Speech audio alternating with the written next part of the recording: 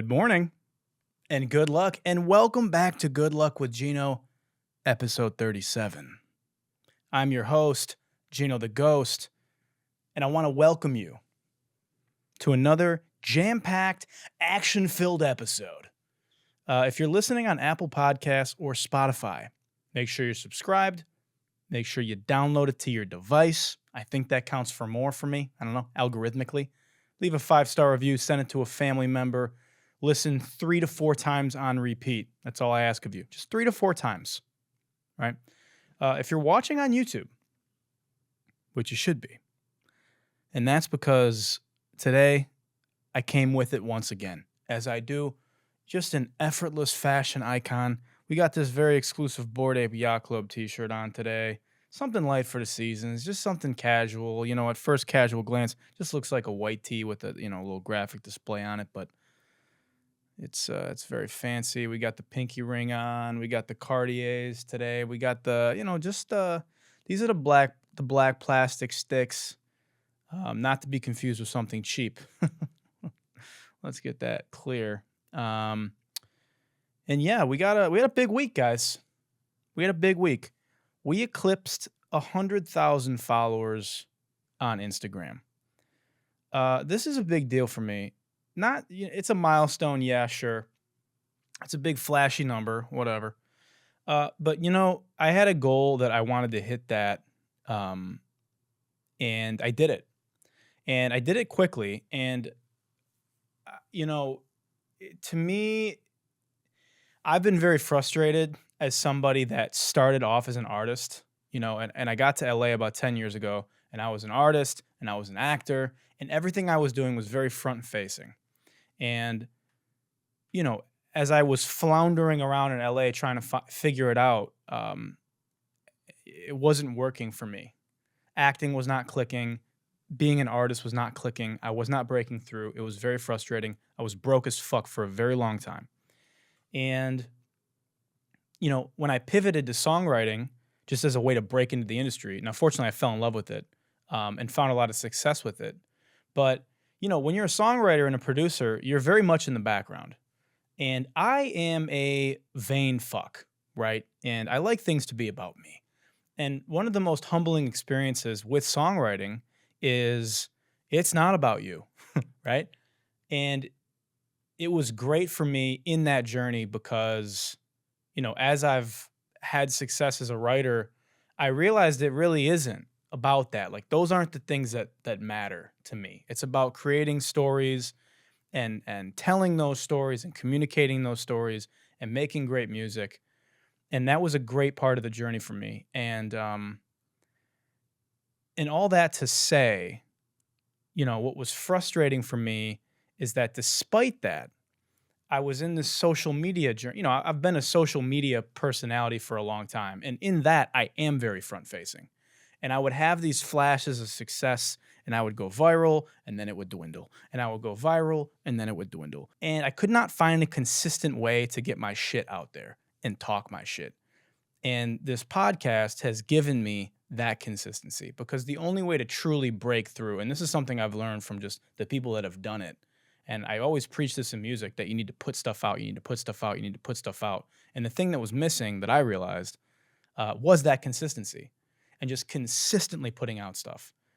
And this podcast has given me that. And I guess all I'm saying is, back home, if you're listening and there's something you're trying to do, whatever it may be, whether it's, pop off on the internet or create a business or whatever it is, it's just all about input, consistency, and output consistently. And anyway, just kind of a long rant to kick it off, but it's been really cool how fast it's happened. I mean, I've gained like 70,000 followers on here in like 4 months. My TikTok's popping, the YouTube's finally moving in the long form, and that's been really cool to experience. And yeah, we hit 100,000 followers, and it's very exciting. It's easier to hit 1 million followers than it is to hit 100,000 followers. It's actually easier to get your first 1 million followers. You can get your first 1 million followers faster than you can get 100,000 followers. If you get 1 follower a day, that's 30 followers a month. Times that by 12. I can't do that math on top of my head. Yeah, anyway, enough jerking myself off. Let's get into the week. It's that time of the year again, guys. Christmas music is everywhere. You can't escape it. If you listen to the radio, if you're with your family, if you turn on cable TV, it's just everywhere. And I got to get something off my chest, man. I don't want to hear new Christmas music. I only want the classics. The only Christmas music that I want to hear is "It's beginning to look a lot like Christmas." You know, I want like the 40s. When I hear Christmas music, it's got to be chestnuts roasting on an open fire, Jack Frost nipping at your nose. I want words like nipping in there. You understand? I want to hear silver bells, silver bells. I don't want to hear this new fucking, like, the cutoff is Mariah Carey. That's the she won, right? That's the last Christmas song that ever needs to be made. We don't need to make any more. We got enough Christmas songs to last us forever. And it really is just 10. I'll allow some Michael Bublé. We can let Michael Bublé, I'll allow it. I only want to hear Sinatra-type beats. You know what I'm saying? I'm sick of this, like, all these new Christmas songs that people are trying to make. Dude, I don't want to hear it. I don't want modern Christmas music. Do you know why? Because modern Christmas is dead. There's no magic left. The last bit of magic that I'm clinging to is that nostalgia. It's all I have left. I'm 31. All I have left of that Christmas nostalgia is waking up in the morning, back when I thought Santa still existed, and there's fucking cookies at the fireplace, and I would nuzzle up and open my stocking, and then I'd watch Elf or whatever the fuck, and then the magic of and then getting in the car to go to my cousin's house or my grandparents' house and hearing silver bells, it's Christmas time in the city. Like, that's all I have left. I don't want to get in the car and hear Ariana Grande.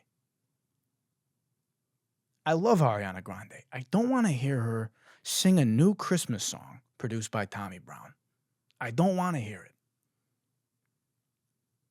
Jingle bells, jingle all the way. I don't need anything else. And, and the thing that's funny is that Christmas songs aren't breaking through. Like, labels have been trying to get a new Christmas hit out for they can't do it. Nobody wants to hear it. There's a reason that classic Christmas songs dominate during the holiday season. Nostalgia is just this powerful factor because the world is crumbling around us, and all we have is this like 2-week period of old shitty Christmas jingles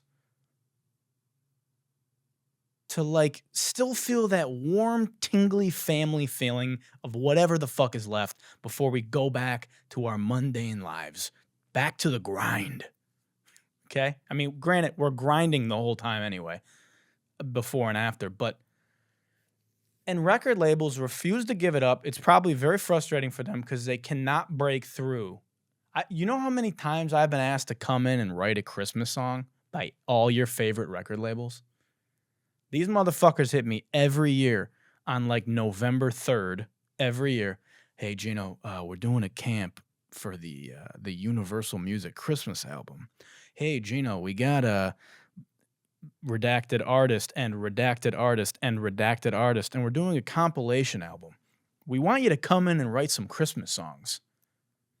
I went one time and I haven't been back. Do you know why? Because I went over there to write Christmas songs, and they had, some A&R in there who like just they plucked off the street, graduated college, whatever. And there's a lyric sheet that they gave us. They're like, all right, we got some lyric suggestions. Just something that the label wants you to look at. You know, if you ever go to like a camp to write for like a movie or for something, they'll always give you a sheet, like a lyric suggestion sheet that they put together. And the number one rule, songwriters, pay attention. If you ever go to one of these camps, never fucking use those, ever. They're so corn, okay? Just never use them because they don't actually want that. You know what I'm saying?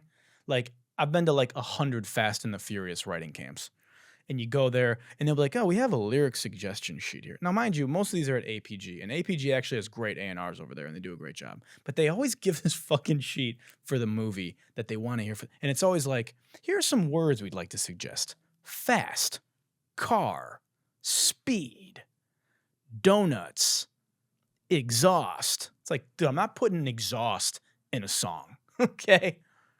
Nobody wants to hear about fumes and NOS in a song.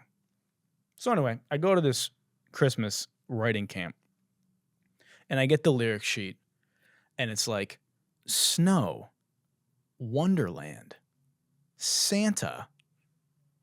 It's like, yeah, well, no shit, right? Hey, guys, thanks. I've had a few Christmases in my day. I know the buzzwords, okay? Magic, family, tree, you know? But at the bottom of the sheet, in bold letters, it said, Jingle Slay.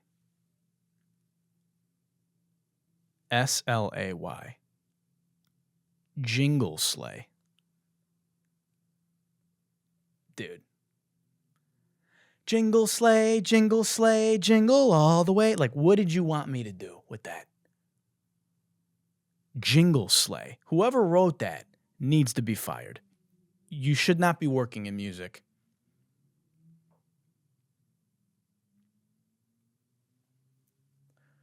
I mean, like, what do they want us modern Christmas songs? Like, I don't want to hear, and like, what are we gonna like start flipping Christmas songs? Ozempic, Ozempic, slim, thick, ass and hips. Like, nobody wants to listen to that shit. You understand? Mommy buzz it down for Santa Claus. Put Christmas on the cheese and by the balls. Grab him by the balls and you know, soon we're gonna have like female rappers doing those joints.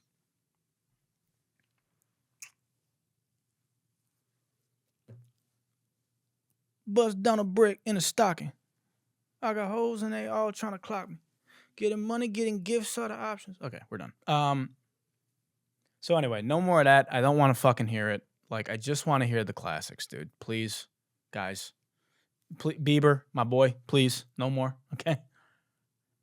All right. Cardi, we don't need a Christmas album. All right. Doja, love you. Please don't do a rendition for the holidays. All right, what else happened this week? Oh, in crypto news, the government is throwing a hissy fit once again because they're losing all control because crypto's inevitable and they can't stand it because they can't control it and they don't understand it.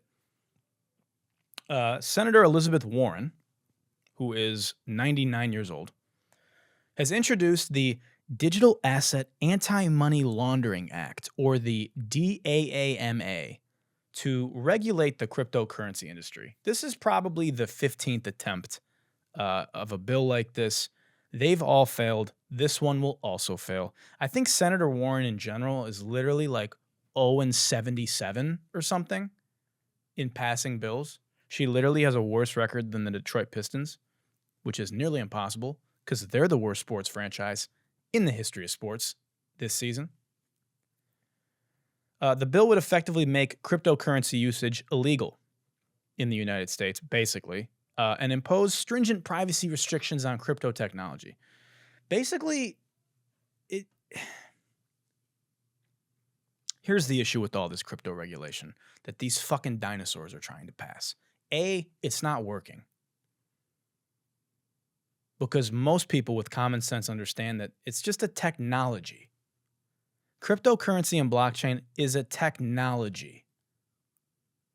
And you can't ban it and cancel it because you don't have the power to. Do you understand? It's permanent. It's not, unlike a bank or anything centralized, you can't press the button and turn it off. And what's going to happen is people are just going to leave. As the government continues to try these restrictive regulations, all it's doing is stifling innovation with startups and developers who are now discouraged from pursuing new ideas and don't want to juggle with the compliance burden that these fucking dinosaurs are imposing on them. And what they're going to do, which is already happening, they're going to leave. It's called capital flight. And motherfuckers are just picking up and relocating to more crypto-friendly jurisdictions. It would be like if the US government tried to ban the internet.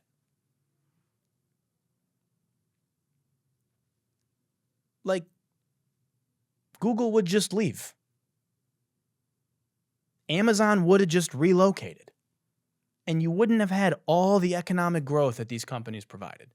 They're all going to leave. It's what happened in China. They banned crypto in China. So what happened? Everybody left China. And now they're like, well, okay, we're going to start. And now they're rolling it back because they have to. You're losing that competitive advantage. And the smart people in Congress, there's about 4 of them, understand this. And all these fucking dinosaurs are just clinging. I mean, she's going around like, these terrorist organizations are using crypto to transfer money to other terrorist organizations, Hamas, and like, dude, shut the fuck up. People are not buying this shit anymore, man. Criminals are using crypto to launder money. Hey, have you heard of the US dollar? You want to talk money laundering? Have you heard about the US dollar? You can't, money laundering is not a crypto issue. It's it's finance. You want to talk about money laundering? Let's take a look at all the people that are fucking in Congress. You want to talk about financial crimes? Hey, there's a quote by Harry Truman.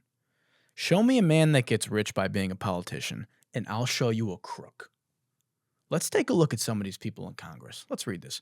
Nancy Pelosi, annual salary, $223,000. Net worth, $202 million. Elizabeth Warren, whose whole thing is I'm going to take down big banks and crypto and all these. Yeah. Annual salary, $193,000. Net worth, $73 million. Mitch McConnell, annual salary, $200,000. Net worth, $95 million. I could go on. What do you think? How did they get all this money? These politicians hide behind the guise of protecting American consumers, and they don't give a fuck about you, okay? They want to continue to control your money. They want to continue to know what you're doing with your money. They want to track you. This is all a big guise about privacy. They want everything to be KYC, which stands for Know Your Consumer. What scares them about blockchain is anonymity and not being able to control every fucking thing. They are losing that control.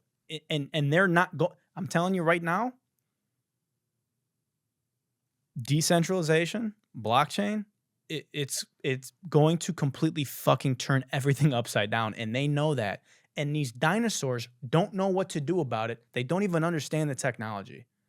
And what's going to happen is you're going to have newer politicians who understand it that are going to come in. They'll figure out other ways to manipulate everybody. They'll find different ways to centralize it. But the technology itself is inevitable. So pay attention when you're watching the news and you're hearing all this propaganda being put out by these fucking... Do not fall for this dumb shit. Please, I beg you. Don't be a boomer. These people are geriatric fucks who don't even want to take the time to understand the technology, dude. They'll get up here and they'll talk about Wi-Fi routers. Well, your money, aren't you eligible to get your money stolen by Wi-Fi routers? No, dude. Okay. Anyway. So yeah. Fucking losers, all of them. Yeah. Well, I want to protect the American consumers. Oh yeah, how about the airline industry? Why don't you guys do something about that? My flight home for fucking Christmas this year, $1,000. A racket. A scam. Why don't you guys look at ticketing? How about live show ticketing? We talked about this in a previous episode. You don't give a fuck about American consumers. Shut up. Moving on. Twitch this week. Big news out of Twitch. So Twitch, a couple days ago, announced that they would be allowing artistic nudity, which was a very spicy decision for many reasons. Twitch has been under a lot of criticism for very confusing sexual content policies, and essentially like just banning streamers for like not even violating the nudity policy. There's an OnlyFans model named Morgpie who got banned for implied nudity without clear policy violation. That was kind of there's been several examples. Twitch has got a lot of criticism for being like sexist, and so this move was very surprising for a lot of people. They announced that they would be allowing artistic nudity in response to requests from artists on Twitch. So basically, artists were like, hey, like I want to be an artist on Twitch, and that sometimes involves like drawing naked people or body painting or whatever it may be, and we want to be able to do that. So Twitch was like, okay, sure. And they put out this like super vague, weird artistic nudity change. And what happened is that Twitch turned into Brazzers nearly instantly. Twitch turned into Tiny Chat. Omegle. I was like, oh, let me hop on Twitch just to see what's going on, you know? And it's just all cam models. Instantly. So Twitch, like a day later, was like, okay, oops, reel it back. And then, so yeah, today, Twitch announced that they're rolling back their changes. They tweaked them again. And he announced that all depictions of real or fictional nudity are now prohibited, regardless of the medium. And he apologizes for the confusing new guidelines. So they've updated the guidelines, and now labeled content is now permitted, which includes body writing and erotic dances with content not promoted on the homepage. So, like, I don't understand what these companies are ever thinking. Like, Twitch, what are you thinking? What are you doing? This is stupid. Like, these guideline change, this is all stupid because once again, you motherfuckers are mid-curving it. Pick one. Either continue being strict on sexuality to protect kids and the integrity of the platform, or just let people fuck on camera and become chatterbait. Because it's impossible to define artistic nudity. What is artistic nudity? You can't define artistic nudity when so many motherfuckers think nudity in general is artistic. You know what I mean? Artistic nudity, that's such a cringe-inducing term. Like, what does that even mean? How can you define what's artistic and what's just naked? It's hilarious how people think nudity is art purely because somebody is nude. Do you know what I mean? You know what I mean. You've seen it all the time with like these photographers who are terrible photographers. Like the photos are terrible, but they somehow get women to pose naked for them. And they just pose these like photos of nude women and they just are pretending to be artists. No, you're just a fucking creep, dude. Okay? And these poor women, they want to be models. And they think a lot of them get coerced into just posing naked.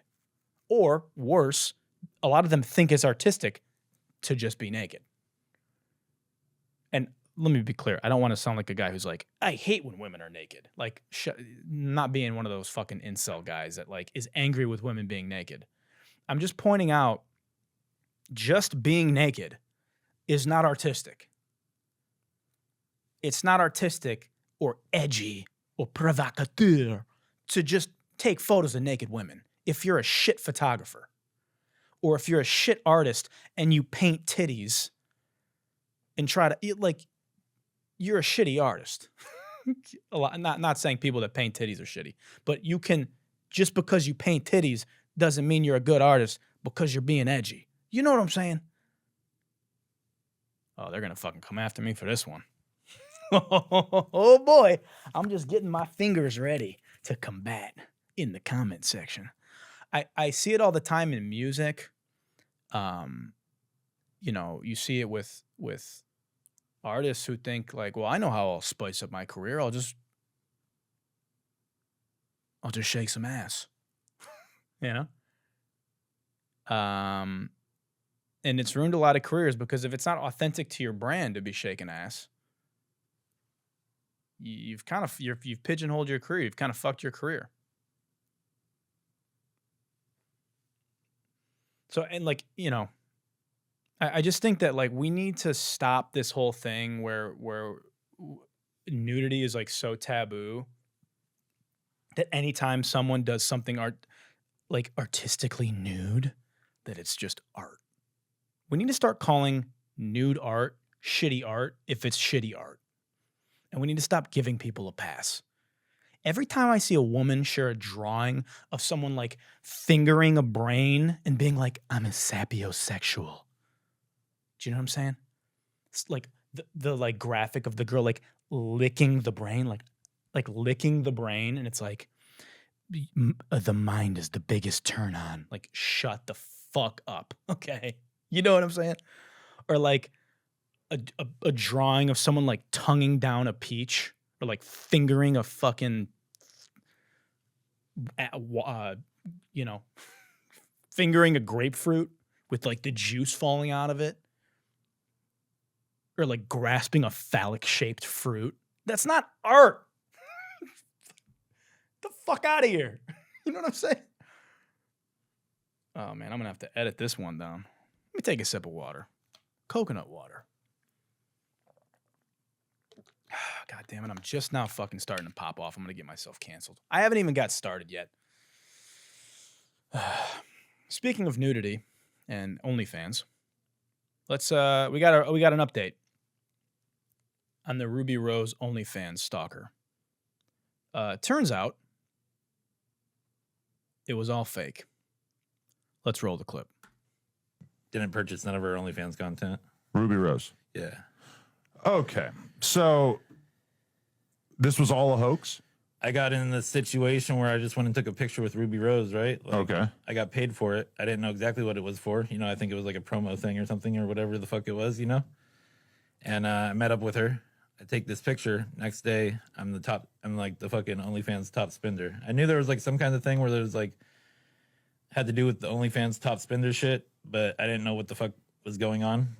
So they made it look like I was her top spender, you know? So they didn't fill you in on this beforehand? They didn't say, hey, we have this big idea. This is what we're going to do. So the idea was like, they were like, we're going to use your, I mean, they kind of let me know that I was going to be like this, like one of her like subscribers, I guess, on OnlyFans or something like that, right? I was like, oh, okay, that sounds cool. You know, I didn't know it was going to blow up to this big, huge story. You know, they said it was going to be big.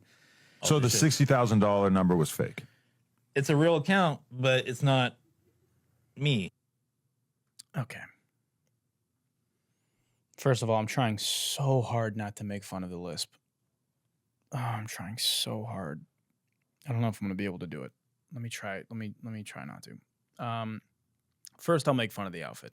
Bro is still wearing the Snapchat glasses. He's actually wearing the exact same fit. I don't know if this guy has changed his outfit since the photo with Rubi Rose was taken. He's got the fucking t-shirt that says, if I die, delete my browser history. Creepy. Criminal. He's wearing those fucking goofy-ass tie-dye pants.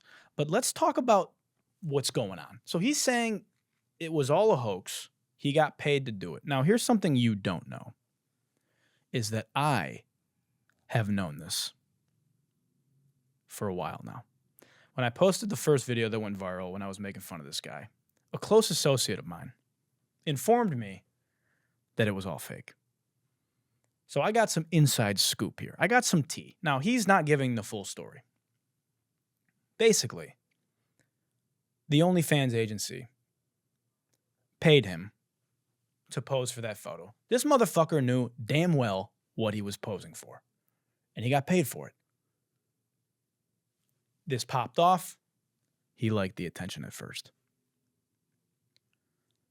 Then they had the idea, hey, you know what'll really go crazy? Why don't you get her face tattooed on you? We'll pay you for it. They did. They paid him 10 racks to get Rubi Rose's face tattooed on his leg. That's real. He really got that tattoo. And what's unfortunate for this guy is that his story, his account, is mainly true, right? Like, it's not real. He didn't actually spend $60,000 on her OnlyFans. But he did really get that tattoo. And he did really agree to do this stuff. He agreed to accept $20,000 to be the internet punching bag. Now, he may have not known the implications when he first did it. He probably didn't realize how big of a story it would become. But unfortunately, the internet does not forgive. The internet does not forget. And you can't control the snowball effect of what can happen when you agree to do some dumb shit like this. Your digital footprint is now this. Forever. If you go in that comment section of that video or any of these videos, everyone's like, he's lying, he got caught, he's capping, he's just trying to make us. And what's fucked up? He's not lying. But it doesn't matter. You blew it, dude.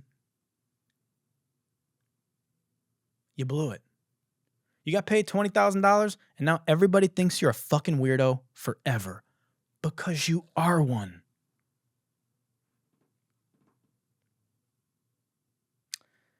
And that's too bad. I think if I was him, what I would do, step one, probably change my identity a little bit. I'd shave my beard. I'd take off that stupid fucking t-shirt and those dumbass tie-dye sweatpants and those Snapchat glasses so I could record every interaction with every woman. You fucking weirdo. And I would move and I would just start over.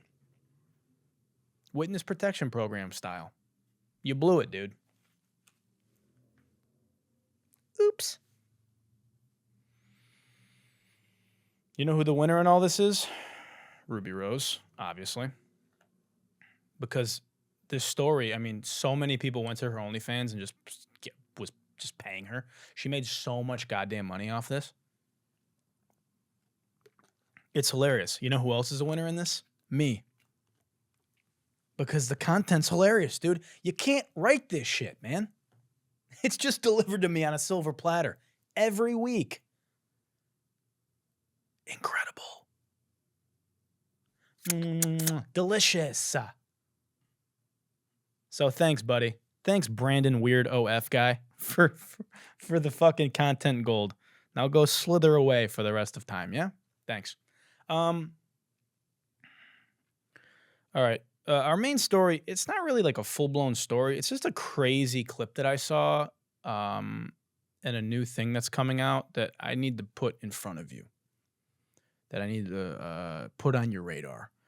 And it is a AI news channel that's coming out. It's fucking insane. It's a very long clip. There's a clip. If you want to find the full video on Twitter, it's like 22 minutes. You should watch all of it. It's fascinating. But we're going to watch a few minutes of it here. And again, if you're listening at home and not watching on YouTube, you really should jump on YouTube because you got to see what I'm fucking talking about here. It is wild. Let's roll the clip. Hello, and welcome to Channel One, a new way of consuming, reporting, and thinking about the news powered by artificial intelligence. Today, you'll witness AI-generated stories and headlines, captivating visuals, and data-driven insights. From global news to finance to entertainment, we'll show you how technology enables us to bring you a global perspective 24/7, right from the heart of our AI native newsroom. All presented by our team of AI-generated reporters. Maybe you hear the words artificial intelligence and you're immediately skeptical or concerned about technology gone crazy. First of all, if you haven't figured this out by now, these are all AI. All these people are AI. It's written by AI. The video, the visuals you're looking at are AI. These anchors are AI. Let's continue. But everything you'll see on Channel One relies on trusted sources and fact-checking and uses AI to give you news the way you want it, personalized, localized, and distilled. Through it all, our mission is to provide you with accurate, unbiased, and trustworthy news.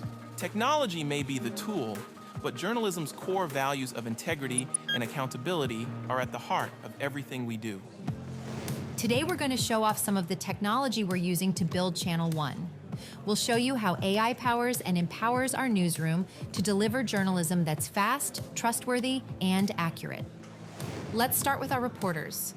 You can hear us and see our lips moving, but no one was recorded saying what we're all saying. I'm powered by sophisticated systems behind the scenes, and I can speak in any language. Για παράδειγμα, αυτή τη στιγμή μιλάω στα ελληνικά. O kung pinapanood mo ako mula sa Maynila, marunong akong magsalita ng Filipino. Wow. Yanakkum Tamil பேசத் தெரியும் என்று நீங்கள் யூகித்திருக்க மாட்டீர்கள் என்று நான் நம்புகிறேன். Wow. In fact, you can see even more language samples on our website. Channel One's anchors can even be completely generated to have their own personality, appearance, and voice. And what is AI native news? First, here's what it's not. It's not fake news. There isn't a computer somewhere writing its own news stories about things that haven't happened. Our system relies only on trusted news sources to bring together the best journalism on any topic from around the world into a single news program. We'll also be using artificial intelligence technology in a number of other ways. For example, thanks to our translation capabilities, we can feature on-the-ground, real-life reporters from around the world to get you closer to a particular story. That's fire. In other cases, it's even possible to create footage of events where cameras were not able to capture the action. It's the same way that a courtroom sketch is not a literal depiction of actual events, but can still provide important information or nuance to a news report. And wherever AI has been used to add context, or in any way alter existing sources or depictions of actual events, on-screen graphics will clearly indicate the nature of the alteration. Human editors and producers are also involved in checking the stories for accuracy and clarity at every step of the process. But maybe the best way to explain what Channel One is just to show you. Right now, we're going to jump into a program featuring a selection of stories, all produced with the help of AI. So, please enjoy the world's first look at Channel One. Here we go. A good look with Gino exclusive. This AI is News. Channel One. Channel One. Military operations against Hamas by Israeli Defense Forces continue in Gaza, with Israeli Prime Minister Benjamin Netanyahu rejecting the idea of a ceasefire in Gaza unless hostages are released. This week, the White House said Israel has agreed to 4-hour daily pauses of operations in order to allow people to flee along humanitarian corridors. Ukraine President Volodymyr Zelensky urged his nation's people to stay focused and strong in the face of the... Okay, that's enough of that. So, that's fucking insane. For like 100 million reasons. I had a lot of thoughts when I first saw that. I've tried to gather them. I think the obvious issue right now with the news is that these news stations, you know, the ones we're used to, Fox News, CNN, probably being the main two on either side, both of them have substituted the full truth for outrage. All these stations are rage baiting constantly. And the news is always being delivered in a way that is misleading, right? It's why the fake news thing has kind of started. The integrity of journalism is fleeting because everybody is fighting for the attention economy. Everybody. And news stations are not only fighting with news stations now, they're fighting with content creators. Fox News is fighting with, some Republican TikToker talking about the news, but in a more entertaining and digestible way. So they have to make these rage-baiting segment clips like Black Disabled Santa and the Trans Gay Nutcracker.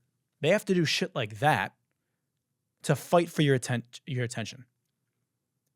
On the left, you got the same issue. I would much rather get on TikTok and consume left-leaning media than CNN.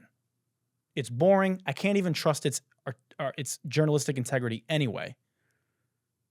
And it's just easier to consume. So all these stations are constantly compromising their journalistic integrity every day they can, basically. And the thing is, they've left the door wide open for something like this. Now, the thing about AI news, what's cool about it is all the things that are great about AI. AI can process and decimate news much faster than human journalists, which is particularly useful for like breaking news situations. It's fast, it's instant, it's efficient, it's succinct, and it can get that information out to you. Also, obviously, like personalization. Like what's great about AI is that AI can tailor your news feed to individual preferences, providing like a more personalized news experience, like my TikTok feed or my Instagram Reels feed. It can give me shit that I care about, and it can be tailored to my liking, right? Which is cool. And then also, you talk about language and accessibility. As you heard, she can jump from English to Tamil to Mandarin to any of these languages seamlessly. So you have that accessibility no matter what language you speak. The problem is that AI is also not reliable. And we've had these issues where ChatGPT has been feeding out inaccurate information. And people think because it's AI, well, it's got to be true. This machine that's 10 times smarter than me told me so. And AI systems can inadvertently perpetuate biases present in their training data. So depending on these trusted news sources that they're getting the news from, they're only as trustworthy as the sources that they're getting their news from. So those biases can get picked up in the training data. And this can lead to skewed news coverage, even more skewed news coverage than we're already getting, reinforcing certain viewpoints or misinformation. And that's fucking terrifying. These echo chambers that we are living in that are created by AI algorithms, they cater to user preferences. It's why people fall into like the Andrew Tate wormholes, or how they click on one video and then 2 months later they're fucking on 4chan and they're writing a manifesto to go shoot up a school or a mosque. These echo chambers are very dangerous, okay? And AI hyperfixates on them. And, I'm getting far ahead because I'm painting the extremes here because these are the things we need to think about. And I don't think this is necessarily something we need to panic about. I think this is really cool, like many future use cases of AI and things that we're seeing rolling out. Because it does offer several advantages in like news production and distribution and tailoring content to you and accessibility and yada, yada, yada, yada, yada. But it is crucial to address these potential risks. And that includes implementing like very strict ethical guidelines. We need to continue having human oversight, which to their credit, they talked about. We're going to have humans overseeing all this and making sure everything for now, right? And it's also imperative that we ensure transparency in AI-driven news processes. So like they talked about, again, like any AI image that's created to like showcase nuance in a story, you need to know it's AI. Anything that's AI, we need to know it's AI. You know, and I think the future of AI in journalism will likely lie in a hybrid model. That kind of like what they talked about, where AI's efficiency and analytic capabilities are complemented by human judgment and ethical considerations and these guidelines that are in place. But you know, this shit's wild. And I'll be honest with you, if I could have a tailored news experience, I don't watch the news. I literally consume my news on my social media channels that are finely tuned and catered to me. But if I had something like this, I would probably prefer it to CNN or Fox or C-SPAN, fucking snooze fest. Okay. So anyway, oh fuck. Just banged the shit out of the microphone there. All right. Let's get into everyone's favorite segment, yeah? The FOH HOF. The fuck out of here Hall of Fame. Guys, we got a jam-packed FOH HOF segment this week. I've been just showered with videos. You guys are giving me so many great content, just ideas and people to make fun of. And I want to thank you for that. So we're going to dive into the first one. This guy's giving Andy Elliott a run for his money in terms of being the most intense entrepreneur bro that we've ever seen. Yeah, let's take a listen. You should become skillful in weaponry. And I'm not saying this for just the men on this call. I'm saying this for everyone. When I knew my weapon was next to my bed and I can fire that and be very precise, I'm powerful as shit. When someone steps into my house, I'm smiling. That motherfucker's dead. I'm gonna make him Swiss cheese. And I'm probably gonna drink his blood when I'm done. Because you don't come into my house and threaten my family. So to become powerful, I become skilled with weaponry. Holy fucking shit. Take it easy, John Wick. Yo, fucking relax. I'm sorry, you're gonna do what? Did I hear that correctly? Hold on. You should become skillful in weaponry. And I'm not saying this for just the men on this call. I'm saying this for everyone. When I knew my weapon was next to my bed and I can fire that and be very precise, I'm powerful as shit. Yeah. When someone steps into my house, I'm smiling. That motherfucker's dead. I'm gonna make him Swiss cheese. And I'm probably gonna drink his blood when I'm done. Because you don't come into my house and threaten my family. Dude, that's insane. You should become skillful in weapon. First of all, stop yelling at me. Hey, you don't have to yell. Hey, I'm not across the hall. You're on a video call with a bunch of fucking idiots that paid you $300 for this Zoom call. You don't have to yell, first of all. Second of all, you're going to do what? You're going to drink his blood? You should become skillful in weaponry. You need to become a vampire.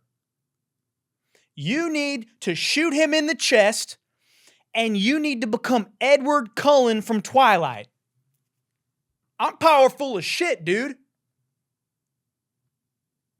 When you come into my house, that motherfucker's dead. I become Hannibal Lecter. I peel off his skin and wear it as a suit. I'm powerful as shit, dude. That motherfucker is Swiss cheese. I'm going to chop him up into a garnish and season my steaks with him.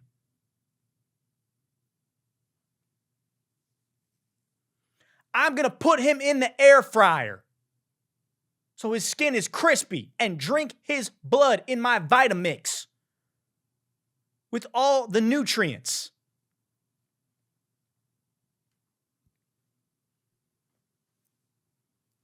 These people are insane people.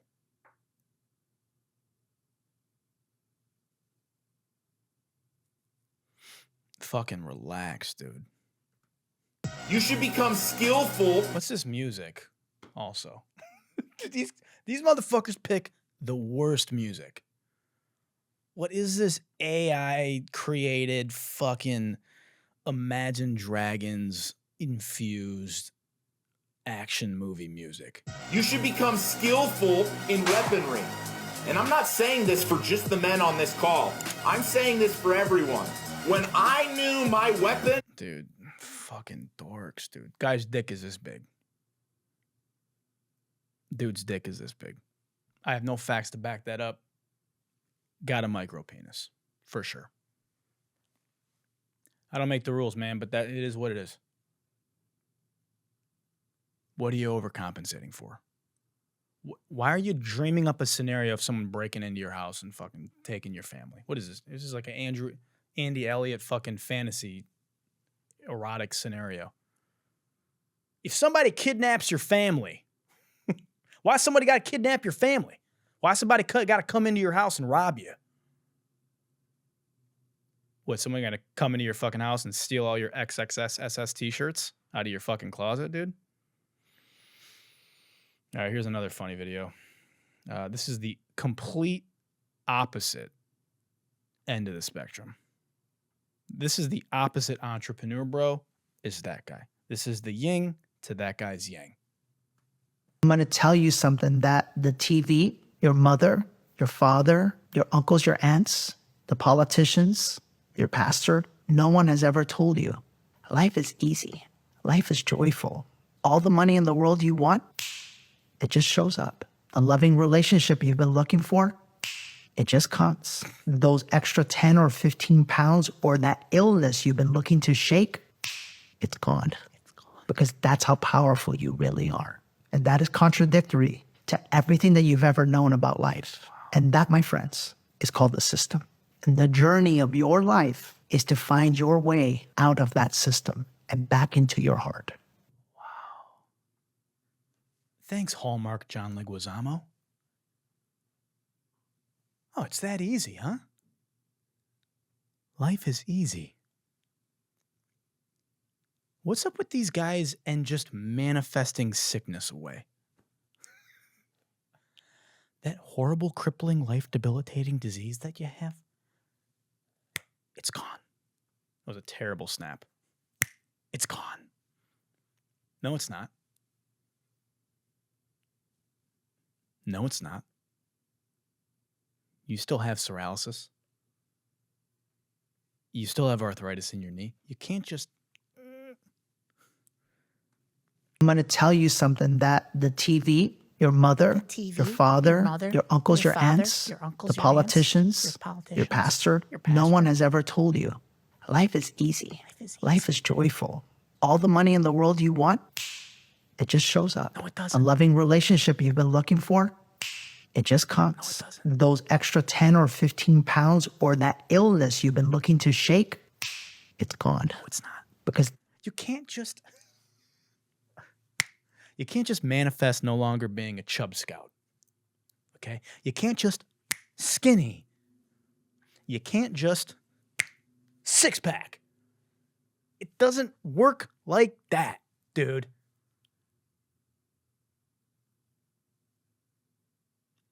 These guys can't make their fucking mind up. Do I have to wake up at 3 a.m. and work 37 hours a day? Or do I just manifest wealth and health? Which is it? It can't be both. Unrelated, I want this guy to narrate my life. This guy's got the most peaceful voice for just, granted, he's just bullshitting and just yapping. But listen, he's just so like... I'm going to tell you something that the TV... He sounds like he's either 15 or 46. Maybe both. I'm going to tell you something that the TV, your pastor, your wife, the news won't tell you. All the money in the world, you've got it. Dude, that motherfucker can snap, dude. He's a great snapper. Listen to this snap. Life is easy. Life is joyful. All the money in the world you want. Listen to the snap. It just shows up. Fuck, dude. Do it again. It just shows up. A loving relationship you've been looking for, it just comes. Those extra 10 or 15 pounds or that illness you've been looking to shake, it's gone. Dude, why is he still so fucking nasally then? That illness you've been looking to shake, it's gone. How about your nasal congestion? Did you just manifest that away? Take a fucking Sudafed. Hey, take a nasal decongestant. Take a Dayquil. Or are you going to just manifest that cold that you have away? Okay. Last video. I mean, dude, I have so many. I just don't have time today. But like, this is all right. Here's the last one. This is fucking incredible. This is a great one. Ready? Here we go. I haven't worn a suit in a long time, actually. Well, why would you if you're the boss? That's why every time you see someone in a suit and tie, 9 times out of 10, they work for someone that's dressing like us. Yeah. Because if you could pick what the hell you're going to wear, why would you wear that monkey suit? Now, again, I always say I will wear a suit if I'm being married or being buried. That's when you'll catch me in a suit. Courtesy laugh. That was a courtesy laugh. Courtesy laugh. You know what a courtesy laugh is, right? He felt bad. The joke was terrible. He felt bad for him. I laughed. Hey, shut the fuck up. Hey, buddy. Shut the fuck up. Yeah? I haven't worn a suit in a long time, actually. Well, why would you if you're the boss? Shut up. Well, why would you if you're the boss? 99.9% of the time, people wearing suits are working for guys like us. Well, why would you wear that if you're the boss? Well, why would you wear a suit? Why would you wear a suit from Men's Warehouse if you're a boss? Dude. Shut the fuck up! I haven't worn a suit in a long time, actually. Well, why would you if you're the boss? That's why every time you see someone in a suit and tie, 9 times out of 10, they work for someone that's dressing like us. Dressing like us in a fucking Lacoste t-shirt like it's 2001? Why would you wear a suit if you're a boss? You need to dress like me in my Lacoste polo that's 2 sizes too small, like I'm a 15-year-old boy at 12 Oaks Mall. Dude, stop taking fashion advice from rich people that dress like shit. Just because you bought 10 rental homes before you were 20 years old because you were born in a trust fund doesn't mean that you can give me fashion advice. I'll wear a suit if I fucking want to. And if you want to wear a suit, you should wear a suit. Whatever the occasion. Stop taking fashion advice from rich people because most of them dress like shit. And on the other end of that token, I'm so sick of people saying that broke people, you know, wear nice clothes and luxury brands and jewelry. All the rich people just wear nothing. They wear plain t-shirts and they don't wear brands. Bill Gates wears t-shirts, you know, wears blank t-shirts every day and Birkenstock flip-flops and Levi jeans. Yeah, you know what else Bill Gates has? A fucking 7 private jets. Bill Gates doesn't wear fly clothes because he has no sense of style. Because he's a fucking nerd. Okay? Steve Jobs didn't wear Louis Vuitton. Well, yeah, because he didn't like Louis Vuitton. Not because he's rich. Steve Jobs would probably be wearing like a black t-shirt that you're like, oh, he's just wearing a plain black t-shirt. It's probably like Tom Ford. It's probably like a $700 t-shirt. Or not. Who knows? Stop taking fashion advice from, like, dude, this guy is not going to tell me how to dress. I haven't worn a suit in a long time, actually. Well, why would you if you're the boss? That's why every time you see someone in a suit and tie, 9 times out of 10, they work for someone that's dressing like us. No, you're just making that up, man. You're just making that up. You know, people wear suits because they want to look nice or feel nice or dress up. You know where else people wear suits? At the Grammys. To upscale events. To nice dinners. When they're not working for anybody. You don't know what the fuck you're talking about. You're just yapping.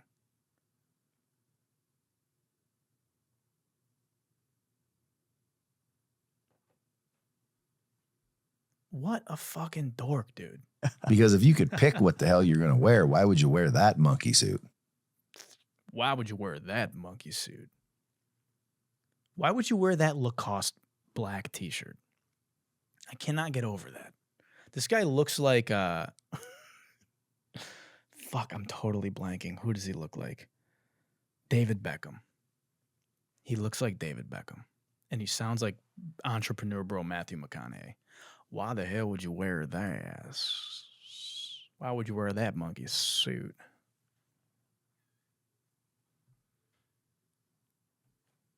Oh, man. These people are fucking losers, man. It's just like... Anyway, in conclusion, don't let people tell you what you wear. And don't let people tell you that rich people don't wear nice things. Okay?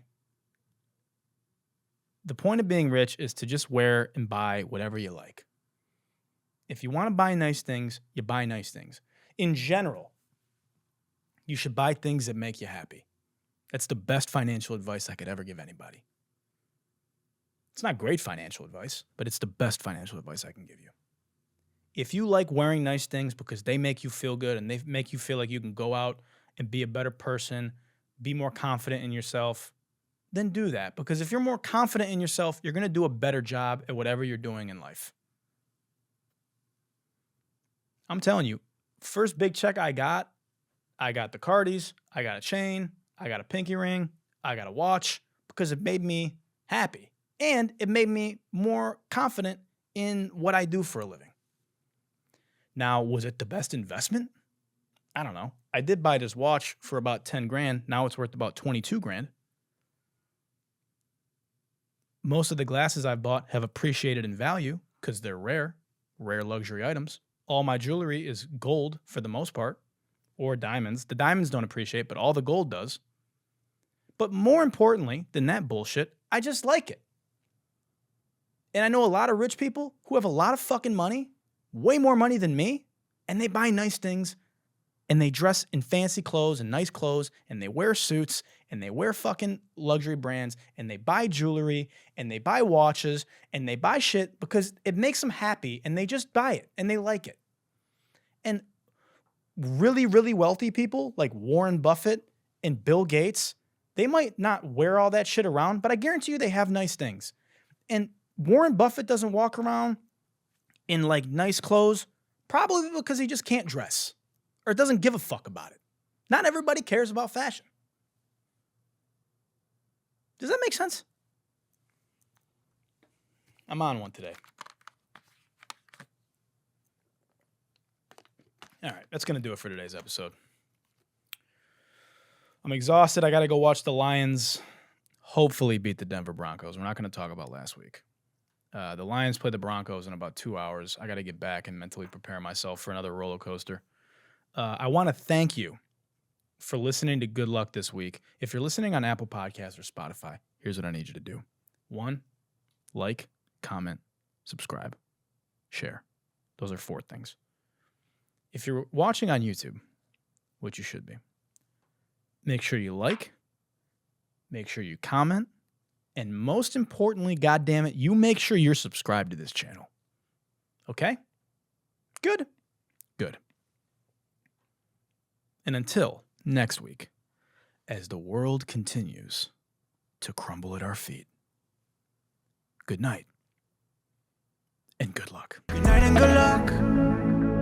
You smile and say goodbye to me, but I don't give a fuck.